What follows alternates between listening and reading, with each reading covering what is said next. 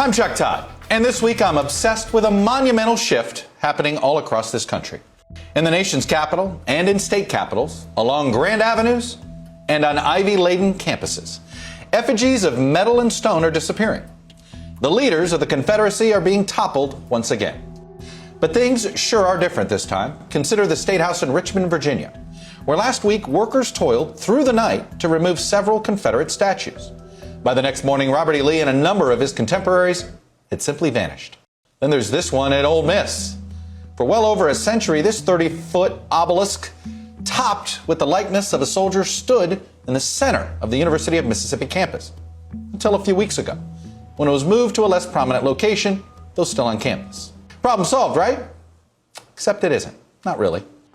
Even without considering the coronavirus pandemic, this country is in the throes of a full-blown crisis, a cultural crisis. It's about racial injustice. And as we ponder all of it, the shameful moments of our collective past are laid bare for all of us to see. Except, in some cases, they're now a lot harder to see when they're so well concealed. Like when monuments that cause so much public strife are moved or removed ever so privately. If you sweep the dirt under the rug, remember the dirt is still there, right? This moment is about confrontation, confronting the truths of a bygone era and the realities that still haunt us today. It's also about education.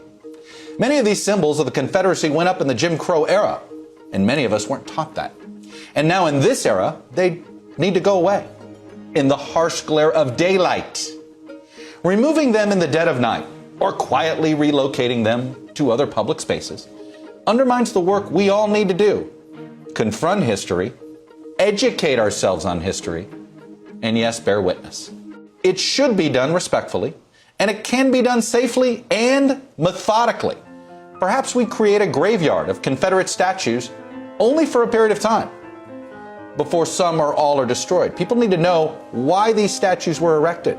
We all need to see who America's ancestors once were, learn from their gravest errors, and come face to face with the shadows of our past. And surely that is one step closer to becoming a more perfect union.